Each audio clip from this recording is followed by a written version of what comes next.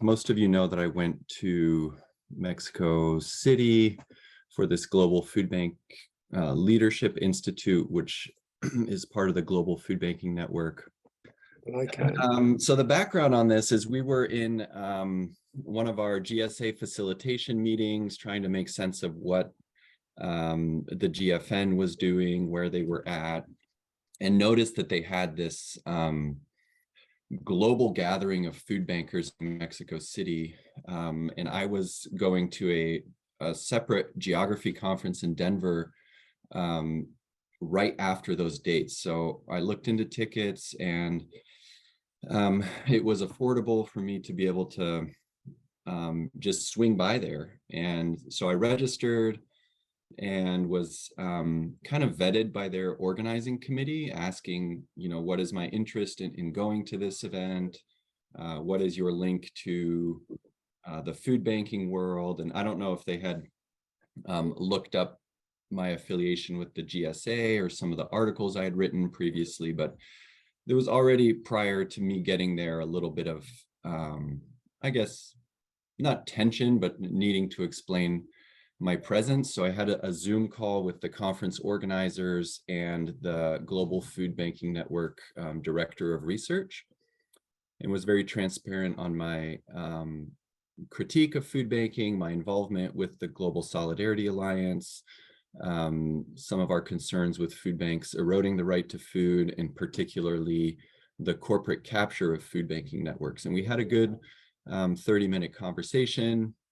I was trying to gauge, who would be there, what kinds of organizations would be there.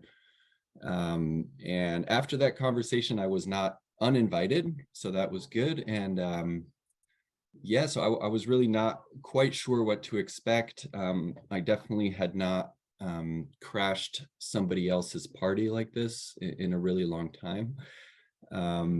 But I showed up in Mexico City to what was for me a very awkward celebration of food banking, because I've been in these spaces of critiquing, trying to understand the rollout of food banking, the benefits and burdens of various actors within food banking networks for the better part of a decade. And while I have been in food banking spaces and really negotiating, a lot of the tensions that all of us negotiate in our work, I had not quite been at an event like this where it was like just a massive celebration. So this was the first welcome evening on the 35th floor of the Sheraton Hotel, right downtown Mexico City. Beautiful views of the city, open bar, dancers, hors d'oeuvres, and just it felt also like a lot of the folks there were just happy to see each other again, that it was a reunion. This was the first Food Bank Leadership Institute since they gathered in London in 2019. So this was kind of their coming back together after COVID. But again, it seemed like there were a lot of new faces and a lot of new delegations just kind of milling about like me, trying to get their bearings. One thing that stood out to me was just throughout the conference, the food was insanely rich and diverse, and again, just kind of jarring for a conference of food bankers to have such a lush array of foods that were obviously not fully consumed, never any talk of the waste involved there or anything, but obviously a lot of food waste talk throughout the conference. So I just wanted to show those two images to kind of set the mood. And it was this whole time just like, yeah, we are awesome, we're amazing food bankers, we're getting it done. And then for me, my own positionality, one that was just there trying to understand the network, make some connections, but I was also asked explicitly by the organizers not to seek out any interviews. So it was very much just participant observation. There was one person that I knew and that was Chris Constanzo, the director of Food Bank News. So I knew her from having done a few interviews, but that was kind of the only familiar face for me. So the next morning, we all entered after a lovely breakfast, the main stage, which was this very imposing, you can tell there's money behind this, food banking in an age of volatility was the theme of the conference. And it was very much top-down conference. So it was very much, people on stage speaking to these 350 so participants from 50 different countries. So not a lot of opportunities for interaction, just mostly lecture style, one panel after the next, or a single speaker coming to kind of speak the dominant global food banking network discourse and train folks. So overall, huge staff at GFN. I mean, I knew GFN was well resourced, but there were at least 40 people there that were paid to be there by the global food banking network. Everything from marketing and outreach to supply coordination to policy and in country or like regional representatives to support different food bank associations in region. I got to speak to some of them, coming from different backgrounds, some of them working previously in food banking operations in the United States or in Europe. Some of them have worked with humanitarian food organizations. Some just had, marketing backgrounds and got hired by GFN and felt like they were doing very meaningful work and happy to be there. Overall, the conference had a hyper strong focus on sustainability and climate goals. That was really the number one. Like, food banks are in the business of achieving the sustainable development goals, both SDG 2, zero hunger, and the climate, I think it's SDG 15. So that came up a lot. Another key theme was food banking and disaster response. So, the different small micro sessions throughout the event featured food bankers that were giving presentations about, this is how we responded to the typhoon that hit the Philippines, or this is how we responded to the earthquake in Turkey, or this is how we responded to the hurricane in Ecuador. And they often had little video montages.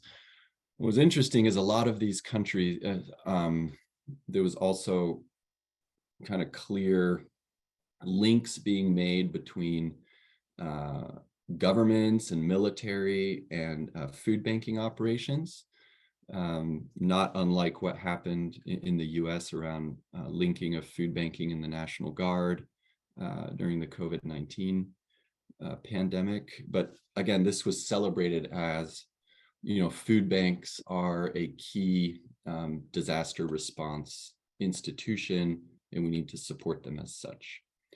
And then the third, like, really strong focus of various sessions and the people they brought in was food banks are key actors in broader global food supply chains. So this was something that was reinforced over and over, like, we are essential parts of the food supply chain.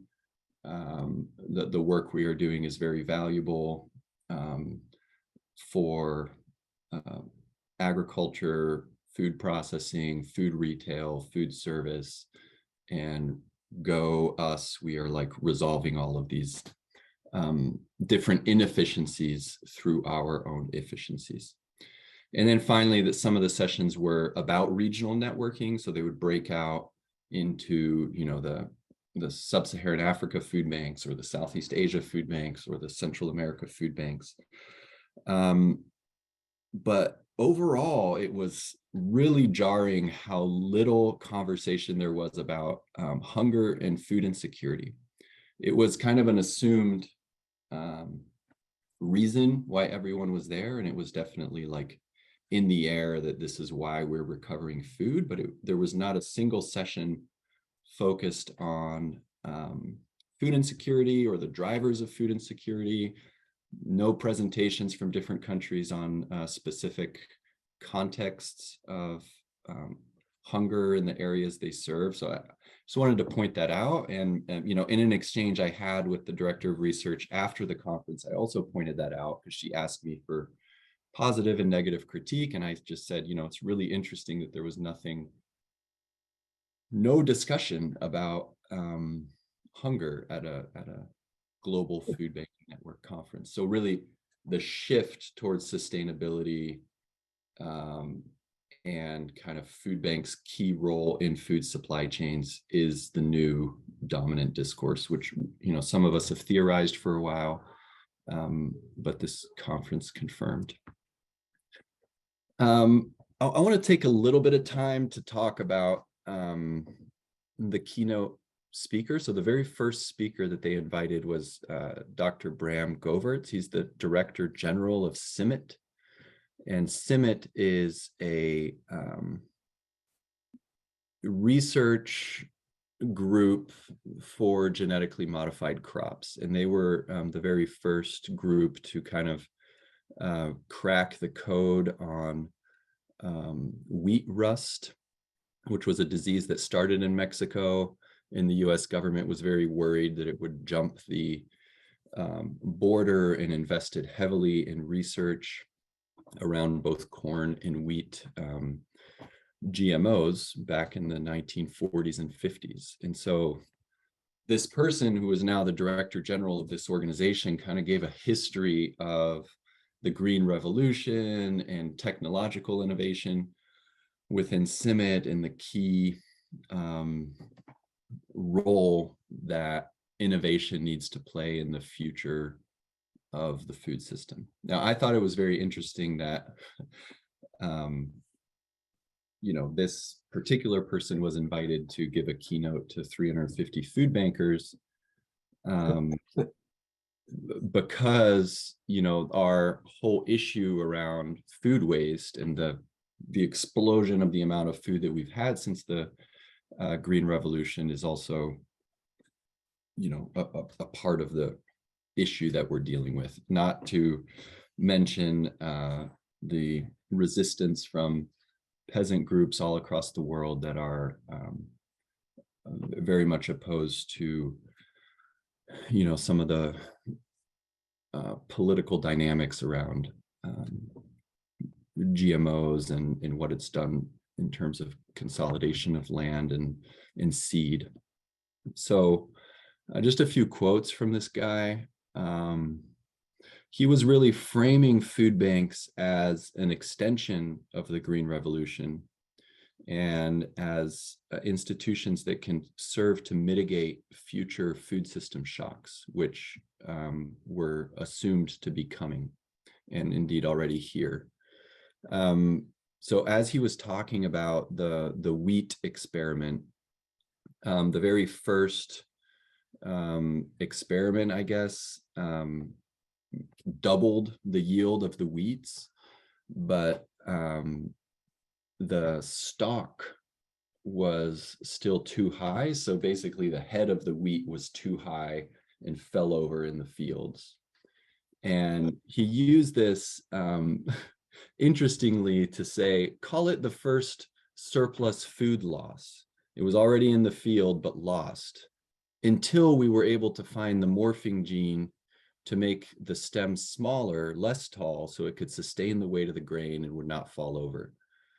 And by doing that, you know, we saved billions of lives over in India and Bangladesh. And a few phrases later, explicitly, this was a rehearsal of what you represent here today, which is the need for international collaboration. So again, I thought this was an interesting way to open the conference and kind of pump people up about food banking. A lot of talk about future food system shocks, and trying to again place the food bank at the center of this coming storm of both climate change and disasters ensuing from that, but also war and famines and these kinds of things. So again, a quote from him: "This is a story of a huge opportunity for all of us that knows systems thinking, and you would not be here if you did not know systems thinking. You would not see the value in a network. That system thinking, that scenario design can be applied to make a better world." So the following sessions were that day were about big data and the need for food banks to really capitalize on information, gathering information, cataloging that information, making sense of information, so that in a sense they can make arguments legitimizing their work. Representatives from these two groups were on a panel talking about the importance of data in food recovery work and in food banking work. Again, this is something that food banks have continually innovated in terms of data collection, but is always just this like, go get the data, and never any conversation about all of the labor from below that feeds that data up. So I just wanted to put it in there as a signal for my analysis of why I think there is this massive focus on data within the network right now. The afternoon of the first day was dedicated to the Harvard Food Policy Atlas and the broader goals of the network to shape food waste laws in different countries. So this guy, Doug O'Brien, he is apparently the architect of the US Good Samaritan Act, which is a food waste it removes liability from donors and also incentivizes donors with tax deductions. So it is kind of the foundational law in the US that allows private companies to feed their product into food banking networks. And apparently this guy, Doug, is the chief architect of that, has the Good Samaritan law framed in his office, and he is now the vice president of programs at the GFN. And from my observation of the various dynamics between employees and stuff, he's a very, he seems to be kind of one of the main leaders of this network. And so there was a whole presentation on kind of, hey, there's attention to global food waste and donation and food revaluation over the past decade. And leading up to this, COP27, we're going to be there. We're going to be at the table. And, this is important. All of us are doing this amazing work to, collect waste, and just, again, this dominant discourse of food banks being sustainability institutions. Want to point out too that the entire work of the Global Food Bank Atlas is funded by Walmart, and it's been funded for 2 different rounds. And they're currently in negotiation over a 3rd round that would not be so much the development of the Atlas and the policy briefs, which are expanding, and I'll get into that a little bit, but really this funding would go toward in-country coalition building to begin shaping and reshaping laws in country. So kind of the next phase of the Atlas seems to be funding food banks, but also different coalitions to lobby governments to change food waste laws. So it was good to get clarity through these sessions on kind of what the strategy is. Emily Broad-Lieb, who heads up the Harvard Food Policy lab and has kind of contracted with GFN to do the Atlas work, presented. I got some insight about the level of engagement there and funding. I mean, it's been a pretty comprehensive project where her team has gone down to all of these different countries, done analysis for the past 3 years. And so, yeah, she presented her work.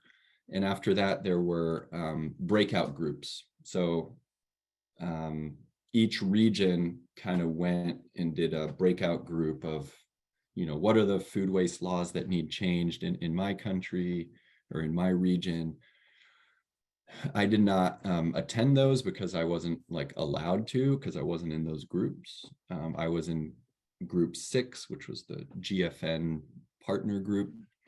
But again, it felt, from my perspective, very extractive. Like, why don't you just come tell us what your needs are, and we'll try to solve them for you. And that was one of the few actual breakout sessions where people got to talk to each other rather than being talked at. Day 2 was all about carbon credits. And this was, I think maybe we could see it coming, but I did not realize that this had already come to pass. So the Food Bank Association in Mexico partnered with a group out of Miami that creates instruments on voluntary carbon markets. And this whole presentation was about that process, how the Food Bank Association in Mexico was able to go through a process of valuing the amount of methane that it saved from the atmosphere through its food waste revaluation efforts. And there was, the guy from Core Zero, who's that Miami-based consultant, was just hammering, like, you guys need data, you need good data, you need data to prove that you are actually doing this and that this isn't greenwashing, because companies that want to buy these credits to offset their own carbon emissions want to make sure that it's actually happening and that it's true. So you can see these principles, I think I have the next slide. Yeah, real, quantifiable, permanent, verifiable, transparent. Now, this got everybody really excited because the Food Bank Association of Mexico, in 6 months, in doing its regular work of collecting food waste and redistributing it to the poor, was able to claim 2 million pesos from these markets, right? And we know food banks are constantly chasing new types of revenue streams, are always a little bit frenetic and vulnerable in terms of funding. And so this represents kind of the future of a permanent funding stream for food banks if they can get the data and the right markets in place to capture these carbon credits. It seems completely insane that this is happening. At the same time, it's like, I think really the next phase of food banking, as I said, is about sustainability and food waste mitigation, and not so much about hunger. The questions that it raises for me is like, once these kinds of markets get entrenched, are we actually going to want to solve hunger if the hungry belly is now an actual revenue mechanism for food waste revaluation? And I brought that up with the director of FIBA, the European Food Bank Association, because in Europe, the carbon market is much more regulated. It's not voluntary, it's required. And so the price of carbon is actually even higher. I think on this voluntary market, it was like $2 a ton, where in Europe, it's about $8 or $9 a ton. So he was doing calculations like, oh, the European network can, make X amount of money if we were just able to get our data together, if we were able to report coherently. And then there's these questions around like, well, who's going to claim the credit? Is it going to be the National Association like BAMX? Is it going to be FIBA? And my guess is it's actually GFN in a way that like Feeding America consolidates data and makes certain arguments. I'm wondering if over these next few years, GFN is not going to want to become the food waste revaluation broker, the data broker that then claims these carbon credits and pushes the money back down to food banks. It also raises questions around, at the local scale, are the agencies actually doing the work of collecting this waste, sorting it, stocking it, distributing it? Are they getting any of these monies, or are these monies just being like claimed and circulated at the top of the governance pool? So, I mean, this is brand new, but I think it's something for our alliance to pay attention to and to speak into. Again, this is kind of the process of that BAMX had to go through. So it was a multi-year process of kind of proving that they are actually taking methane out of the atmosphere. But yeah, and then again, all throughout, there were these food bank impact stories where 2 or 3 food banks would get up and say, this is what I've done, show a video of their work. And so that's how the food bank was centered, is through these kind of stories of their interventions. But most of the conference was more of this like broad, this is what GFN can do for you kind of thing. The very last day, they brought representatives from all of the food banks up for a Q&A time, facilitated by different types of folks, like one of the board members, or there was this guy that was, I think, a part of the FAO, asking questions about supply. This whole day 3 was a little bit incoherent, but it also just showed the crazy diversity of these operations all across the world. And, speaking to what Dan shared last week, kind of the limitations of the model in a lot of places to actually do what the GFN would like them to do. So some of these are much more anchored. Some of them have just been around for 3 or 4 years, like the food bank in Bali is basically just going around hotels and recovering waste from hotels and redistributing it as it can. But in its testimony, it was like, Bali is a conference destination, and a lot of conference organizers want the sustainability stamp. So we go to the conference organizer and say, we will recover all the food waste from your buffet and give you a sustainability like vetting.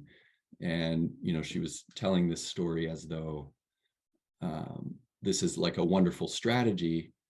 And then, so they would recover the food waste from the conference meals, and in real time go take a video of distribution, and then show that back to the conference attendees in Bali. And just like discourses like that, where you're like, oh my goodness.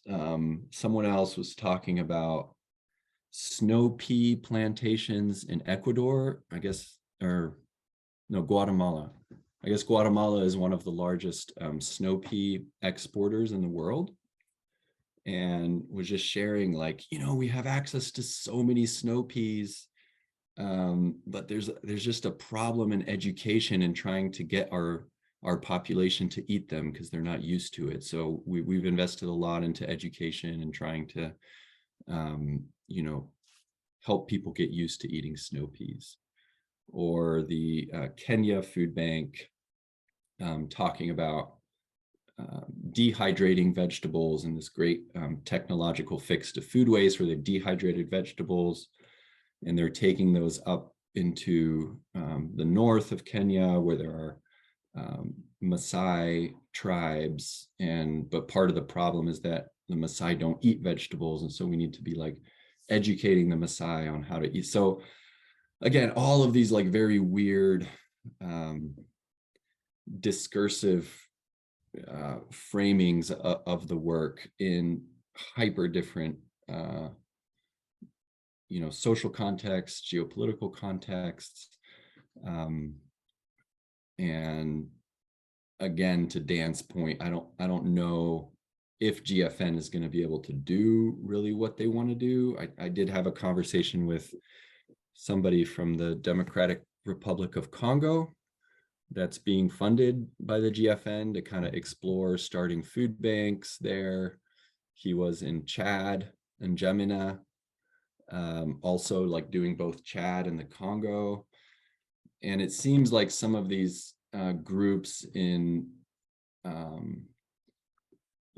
developing countries have been pretty much funded by GFN. It's like a job for them. And so why wouldn't they at least try to experiment with this model and give feedback? But they're not fully yet vested. It was my impression just from 15-minute conversations over coffee. And then others are like full on vested, like this is the best thing ever. Why don't you come over and look at my food bank in the metaverse through these like 3D goggles? And it was just a wild, interesting conference. So that is my presentation. I have, did my best to transcribe. I recorded all the sessions. If anybody is interested, I have 45 pages of notes. I'm happy to share. I do think this is something that we need to continue to pay attention to. Next year, I will probably not be able to go because it's in Australia. But maybe we can, continue to send representatives from the GSA to these to continue to follow developments, and then also make arguments about, why we need a counter narrative. This is, this particular event was funded by Kellogg's and Cargill and International Hotel Group. There is a lot of money, and a counter narrative, I think, is going to need at least a few resources. So trying to make the argument as to why food sovereignty, right to food, food justice advocates both need to be paying attention to these spaces, but also creating counter narratives to them. And I think that's what we're doing here at the GSA. So I'll open it up for any questions. Yeah, thanks so much for that, Josh. That was, fascinating. And I'm sure there's going to be a lot of questions. So I'll just open it out and let people ask questions. Sorry, I'm on my phone now, so I can't see everybody properly. So Josh, can you see everybody if people have got their hands up? I can, yeah. Sarah? I can let Charlie go first. Nice to see Charlie's baby. Go ahead, Charlie. Oh, thank you. I do have to take her to baby group soon as well. So I'll have to, unfortunately, log off, which is annoying because my brain is just so full and fizzing. Josh, that was amazing. Thank you. I'm kind of shocked, but not surprised at the celebratory atmosphere that you met. Got a couple of observations and a question. One is that sort of in 2016, when I visited a food bank in California, they had disaster relief agencies coming to look at how the food bank was preparing for disasters. So it seems kind of not surprising that that's the new rationale. And it reminds me of Jan's book that was kind of laying down this first iteration of symbolic gestures to make hunger this big problem that everyone was focusing on, the big walks for hunger and things. And now it seems that that's established, as you say, that's kind of assumed and not really interrogated. And now it's a new kind of emergency, right? The bit about the GMOs was so fascinating as well. And it reminded me of other historical moments, like in London, when there was the big stink, the Thames was just full of poop, and the government couldn't sit, and they were thinking, what do we do with all this poop? And there was this idea that you could pump it out to the farmlands and fertilize the fields. But it was the same time that fertilizers were being first synthesized by von Liebig. And so they decided, oh no, we'll just pump the poop out into the sea and we'll use synthetic fertilizers. So it's interesting that at some of these moments, there have been these kind of decisions, these options, food sovereignty or kind of consolidation of the kind of food model that food banks thrive on. So yeah, that was really interesting, and more thoughts to be had there. And the bit about the hungry belly being a mechanism for food, for revaluation, it's kind of chilling, and it makes me think about the fallout of these kind of data, these big data ideas versus the reality. You know, in a lot of food banks, food doesn't necessarily get to hungry bellies, or it's not necessarily the right food for hungry bellies. And like the thing around the snow peas, Feedback have been doing research around Kenya's growing of green beans for export markets, and how that's essentially exporting water from drought-prone countries. But, you know, there's these tech fixes to try and make local populations want this excess veg that's essentially a cash crop to serve wealthy importer nations.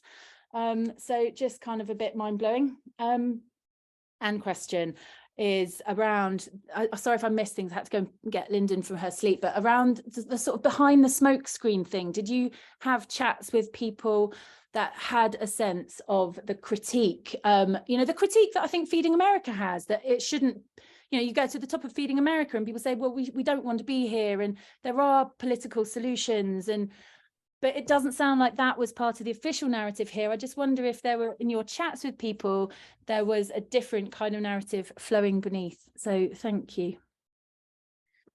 Yeah, thanks, Charlie. It's a lot. And you know, all those points you bring up, I think are valid for analysis and trying to write up and question and actually have these folks read, you know, like, and I've tried to be transparent in my communications about some of those things. But you know, there was one guy from Tafel, the German federation, who stood up twice and made comments. One was kind of questioning this carbon offset during that conversation. He was like, but I don't get, first of all, who is going to be benefiting from this? Is it like shouldn't the companies actually get the carbon offset because they're donating?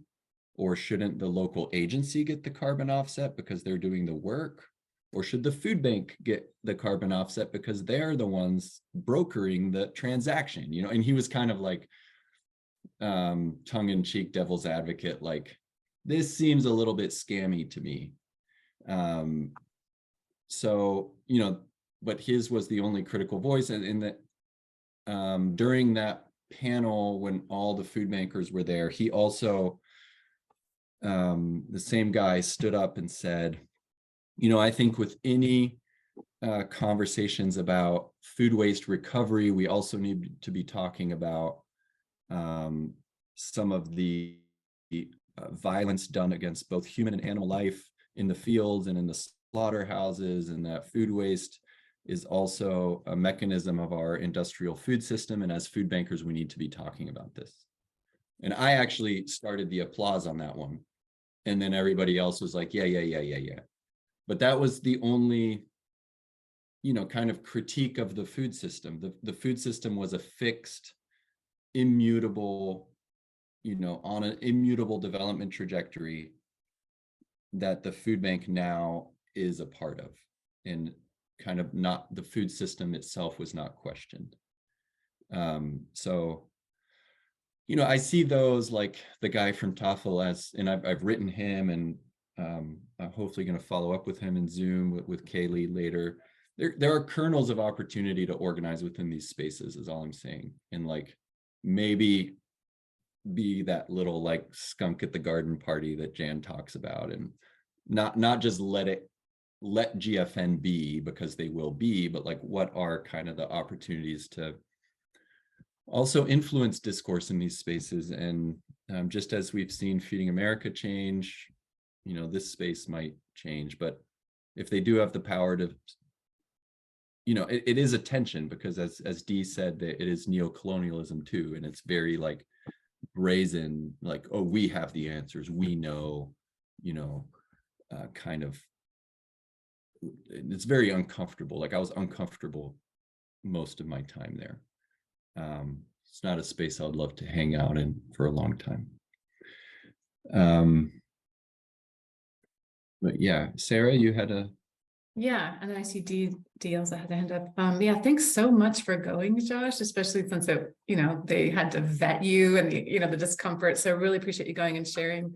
I had three reactions. I'm really concerned about talking about food banks as an extension of the Green Revolution, which was a horrific thing. And I'm coming from the sustainable ag world where we know the Green Revolution created massive climate damage. I mean, it was about fertilizers and pesticides and destroying aquifers and monocropping and massive suicides in places like India with the farmers. I mean, the Green Revolution, that he thought this was a positive thing. Like you said, where is the analysis of what that really looks like and where do we push back? But that's alarming.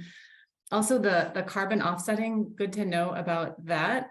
What I'm finding here in New Mexico is farmers I work with are being approached. I work with regenerative farmers, and they're being offered money, not to change what they're doing, just that the company can take credit for what they're doing as a carbon offset by just writing a check. It's not actually bringing more carbon out of the air. Like the farmers are already doing this. And it sounds similarly to what you're talking about. The food banks were already moving waste. And so now someone is just giving them a check to get credit for what they're doing. And so it is concerning that that's what we're seeing here on the ground here in New Mexico with the sustainable farmers just being offered a check to just take credit for these companies. And then lastly, I had a question, which is, you know, were there government officials or what was the talk around government partnership, or was there any? I mean, it sounds like this was a very corporate space with Walmart. Interesting that Kellogg funded it. I have a grant from Kellogg and I'm always pushing with the Kellogg Foundation. But just wondering, like, was there any talk about, you know, partnering with governments or influencing government policy? I'm just concerned about how we have shifted to a food bank model where governments are not part of the answer to solving hunger, but it's like, I think governments look to food banks and charities to do that. So I wanted to check on that. And I know that both Dee and Graham have hands up too. Yeah, so again, the government, the whole afternoon of day one was about influencing government policy, but specific to food waste laws. And, you know, we need to change the way that countries do sell by date, or we need to, you know, there's certain laws in some places that incentivize companies to get rid of waste in a certain way rather than donate waste. So there was a lot of discussion about influencing government, but it was specifically to make the food bank work better. And then it was the director of the Leket food bank in Israel made some statement like, you can't count on government. They're not going to do anything for you. Like, just go do your thing. Like, government is useless. And then others were just like, oh, you know, no, we've you know, been in discussions with the minister of so-and-so in India, and he's starting to understand the food bank role and dynamic. So I guess to answer your question, it's really like broad and diverse still, because these food banks are really broad and diverse. But in the Israel food bank, actually, it was interesting too, is they were like, we are not an anti-hunger organization. We are a food waste recovery organization. And our techno fix is, you know, we're now using satellite footage and remote sensing to understand exactly when that field is ready to pick. And so we call the farmer and we go out there and we get it. And like, we are in the business of collecting food waste. That is our primary mission. So even that is like an interesting shift. But I think Dee had her hand up next. Yeah, I mean, thank you for doing that, Josh. I know my experience when I went to the previous one, wasn't good. Definitely not a safe space for Mhm. anyone. I would like to hear more about the UN participation in the event. Because I know Dr. Agnes Kalibata, who's the UN Food Systems Summit person, and and that whole UN Food System Summit has been sort of completely objected to by civil society and academics and so many people. Dr. Jemima Njuki was there. Maximo Torreira, the chief economist at the FAO, was also there. And for me, this is the back way into getting governments to sort of contribute and to participate. So it would be good to hear more about what their contribution was. Yeah, thank you. I did not actually see anybody from the UN there on the attendee list this time. But there was definitely talk about the global food banking network sitting at these UN negotiating tables. As I said, like they're invited to COP, the next COP. I can share with you the list of those that were there, and Okay, you may that's really recognize some great. names. I'm Yeah. happy to.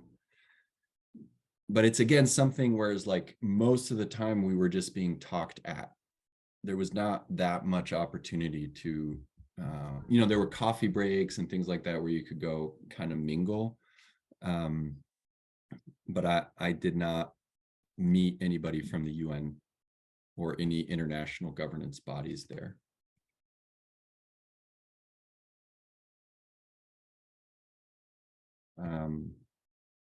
Yeah. I did meet somebody from McDonald's in the elevator, which was super interesting. I mean, it's again like, oh, well, what are you guys doing here? Where are you from? I'm from McDonald's. It's like, okay.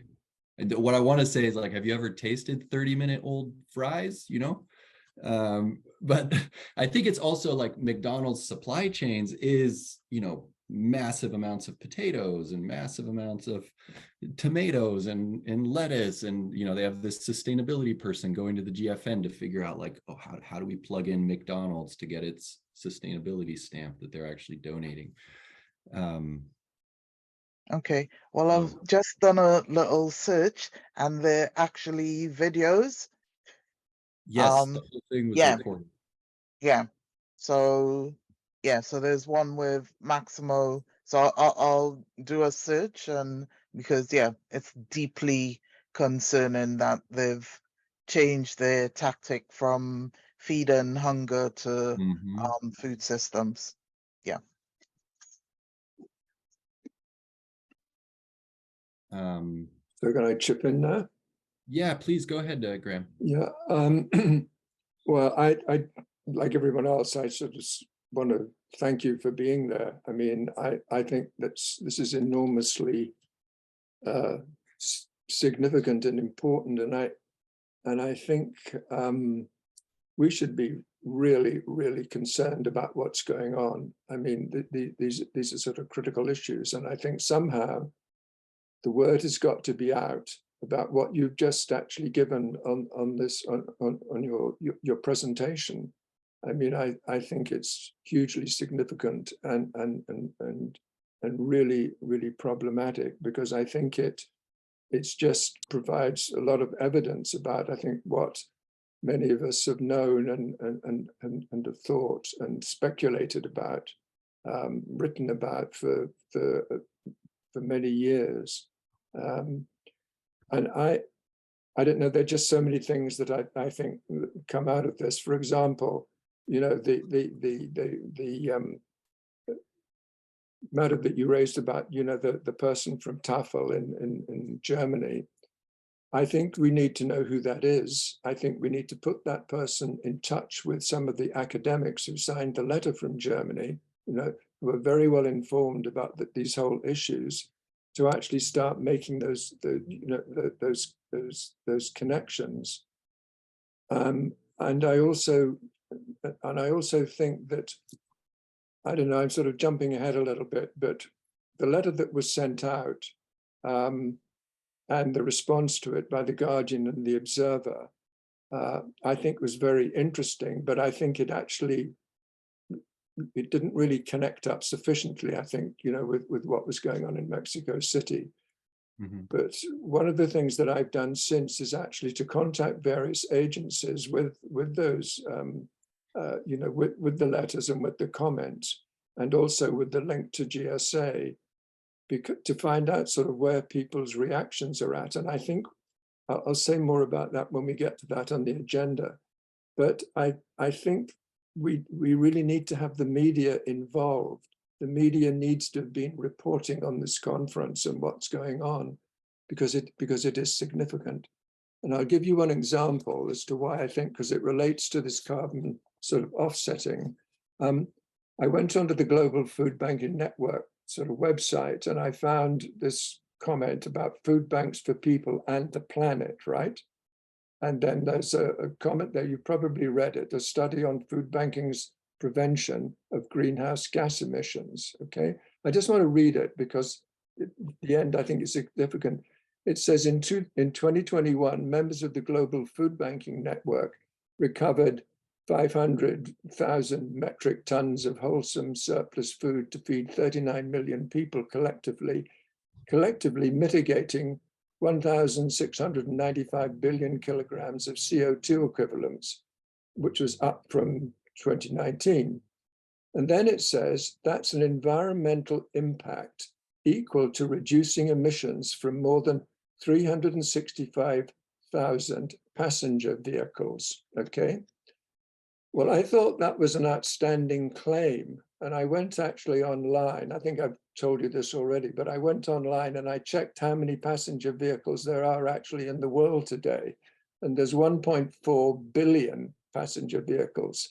So this actually is equivalent to just 0.2%, to 2.6 of 1% of vehicle emissions, of passenger vehicles. So this is just a tiny, tiny, tiny contribution, if you want to put it in that way. And I think that, when we talk about big data, I think one of the things that struck me about this is, well, yes, it's about big data, but what kind of big data, and what's it based on, and what's the quality of the research that they're doing? This actually has to be, this has got to be sort of dealt with and reckoned with, because we can't let this slide by, because this kind of false, mystifying advertising is detrimental, not just to the whole food waste issue, but more profound, well, as profoundly, if not more profoundly, to the notion of combating hunger and food insecurity. So that's my response. I think you've opened up a can of worms, if I put it like that, which I think there's got to be more. We've got to figure a way of getting attention to this, because I think it's critical.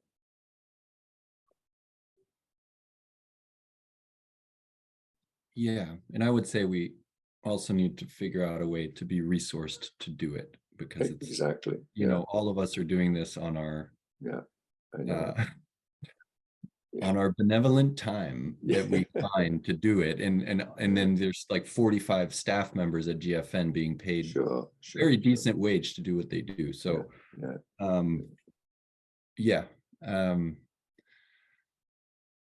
all to your points, when you're there, it seems so totalizing, and then you move back and it's like, again, Dan's presentation from the previous month, right? Like, but what are these food banks actually doing? So there's I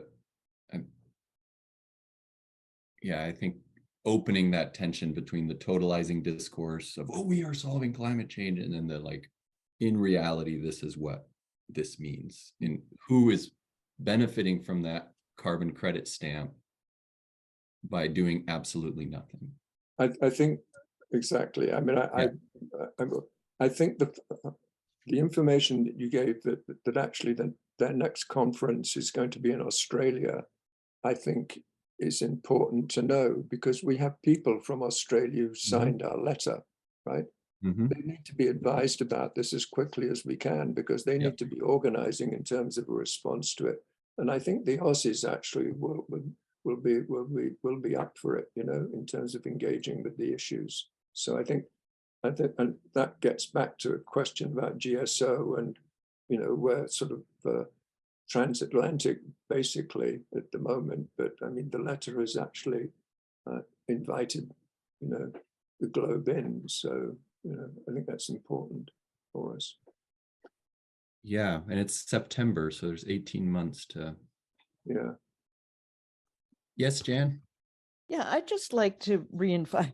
I got my internet reestablished, so I'll have to watch the recording because I missed the meat of it. But Graham's example of the tiny percentage that what sounded like a big number represents, the whole food banking phenomenon is masterful in making numbers sound huge. And a colleague of mine at CUNY, Nick Freudenberg, is always reminding us that we need to make them specify the denominator. Okay, we need to get them to say. And I had found it when I was looking recently at some of Feeding America's claims about SNAP access, you know, and I welcome with great joy that they have now, you know, said they would do this work and try to reward member banks for doing it, what have you. But it's tiny what they've accomplished in terms of SNAP access. So I just want to reinforce what Graham said. It's because they are really good at making numbers sound big. Impressive. Yeah, and it's again those marketing budgets. Yeah, you're just like, okay, so this is just, and you know, in terms of what we do is like counter narrative, right? Yeah, I mean, because it is a bunch of full-time people just making it sound like so great. Yeah, thanks for that. But I know we just have about 15 minutes to get through a few other things, right, Kaylee? So I'm just pause the recording now unless there's any other final comments. I just wanted to sort of ask one final question that picks up on Dee's point in the chat and what Graham was talking about. But I just wanted to know, like, what are your thoughts on sort of getting these messages out? Have you thought of how you want to do that, you know, in terms of writing, or, you know, can we think about a strategy of actually sharing, you know, some of what you've seen? Because I think, you know, just like we've said on the call, I think it's just a lot of what you've reported back, I think Charlie said shocking but not surprising, but I think it's just, there's just so much there. I'm just trying to think like what's next, basically. Yeah, and I've been wrestling with, like, you know, do you come out just punching and, you know, because I've been in communication with some of these folks, and I've copied you, Kaylee, just so you can get a sense of, like, you know, what is the opportunity to at least offer a critique from within and still be invited versus a hard, like, boom, and then we're never invited back into the room. So that's something that I haven't quite like wrapped my head around yet, but I do think that the policy briefs that we're putting out with Martin and Fian can explicitly reference this. And you know, because the first one, we have, you know, the warning sign of the GFN and what we're seeing. The second one is what's the problem about food waste and hunger. So I think we can do it through those fora well and maintain diplomacy. I know that there's also different perspectives probably where Graham is just like, we just need to come out punching, you know, but I just, these are things I wrestle with because a lot of the people there simply need political education about the food system as well, right? And and it's, if they are the food bankers doing the work, how do we, in the spirit of the GSA, organizing grassroots communities, also organize these, federations in Kenya and federations in Singapore. Like, I don't know if like a full-on critique is going to actually help with the broader movement. So that's just something I'm still on.